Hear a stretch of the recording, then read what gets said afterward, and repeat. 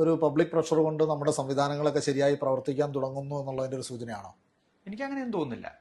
കോടതികൾ സത്യസന്ധമായിട്ട് പ്രവർത്തിക്കുന്ന ഭരണഘടനാ സ്ഥാപനങ്ങളായിരുന്നെങ്കിൽ അവർ കാണേണ്ടത് നേരത്തെ കണ്ടേനെ, ഇപ്പോഴെങ്കിലും കണ്ടേനെ. അവർക്ക് അത് കാണാനുള്ള ഒരു താല്പര്യവും ഉണ്ടെന്ന് എനിക്ക് തോന്നിയിട്ടില്ല.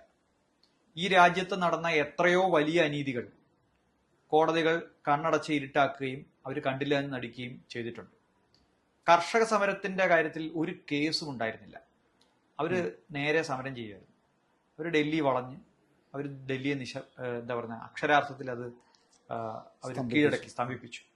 അപ്പോൾ സുപ്രീം കോടതി സ്വമേധയാ, അതായത് ആ സമയത്ത് വന്ന ഏതോ ഒരു കേസെടുത്ത് പ്രധാനപ്പെട്ട കേസാക്കി മാറ്റി കോടതി ചോദ്യങ്ങൾ ചോദിക്കുകയും ആക്ട് സ്റ്റേ ചെയ്യുക എന്നതുപോലെയുള്ള ഒരിക്കലും സുപ്രീം കോടതി ചെയ്യരുതെന്ന് സുപ്രീം കോടതി പലപ്പോഴും പറഞ്ഞിട്ടുള്ള നടപടികളിലേക്ക് കടക്കുകയും ചെയ്തു.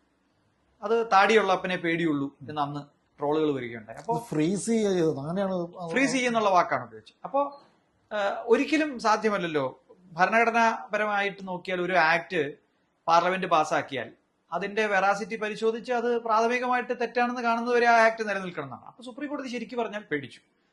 അതൊഴിച്ചാൽ ബാക്കി എല്ലാ കാര്യത്തിലും സുപ്രീം കോടതി ഈ യൂണിയൻ ഓഫ് ഇന്ത്യയുടെ ഒരു എക്സ്റ്റൻഷൻ ആയിട്ടോ അല്ലെങ്കിൽ അതിന്റെ ഒരു സബ്സർവിയന്റ് ഒരു യൂണിറ്റ് ആയിട്ടോ പ്രവർത്തിക്കുന്ന രീതിയിലുള്ള ഒരു ലാംഗ്വേജ് ആണ് അതിൽ നിന്ന്, ആ ഇൻസ്റ്റിറ്റ്യൂഷനിൽ നിന്ന് വരുന്നത്.